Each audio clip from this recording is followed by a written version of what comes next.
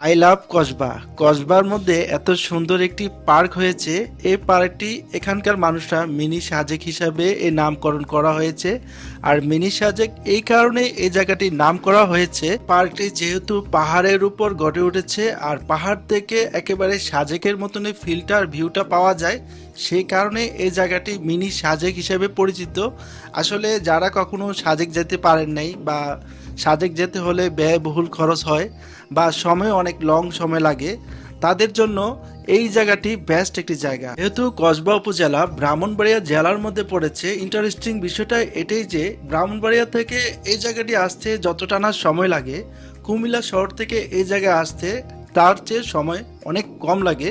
কারণ হচ্ছে এটি কুমিল্লার শেষ প্রান্তে আর ব্রাহ্মণবাড়িয়ার এই জায়গা থেকে শুরু, একবারে মাঝামাঝি জায়গায় এই পার্কটির অবস্থান। সত্যিকার অর্থে আমার এই জায়গাটি এসে অনেক বেশি ভালো লাগছে।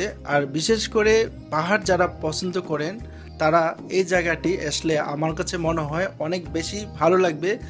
আর বিশেষ করে অনেকে শুক্রবার আসলে বিভিন্ন জায়গায় ঘোরার জন্য প্ল্যানিং করে থাকেন। আমার মতে আপনারা যদি সময় ও সুযোগ করা যায় আর কি, যদি এর কাছাকাছি থাকেন অবশ্যই এই পার্কটি এসে ঘুরে যাবেন।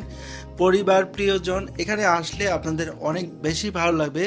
সে যদিও পাহাড়ের ফিলটা আপনারা পাবেন আর সুন্দর একটি ভিউ আপনারা উপভোগ করতে পারবেন। আমি যেহেতু কুমিল্লা থেকে এসেছি, কুমিল্লা থেকে কিভাবে আসলাম, কুমিল্লা কেন্দ্রীয় ঈদগাহর সামনে থেকে এই নয়নপুর বাগড়ার উদ্দেশ্যে সিএনজি ছেড়ে যায়।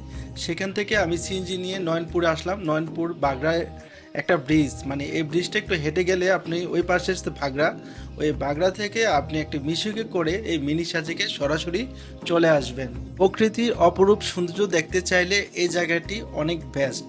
আর এখান থেকে ইন্ডিয়ার সেই সবুজ শ্যামলা পাহাড়গুলো দেখা যায়, সেই ফিলটাও কিন্তু এই জায়গা থেকেই পাবেন, কারণ ইন্ডিয়ার বর্ডারের সাথেই এই পার্কটির অবস্থান। সো কসবা সাজেক ভ্যালির আজকের এই মিনি ব্লগটি এতটুকু পর্যন্তই। ভিডিওটি যদি আপনাদের কাছে ভালো লেগে থাকে তাহলে অবশ্যই লাইক কমেন্ট শেয়ার করতে ভুলবেন না। আসসালামু আলাইকুম।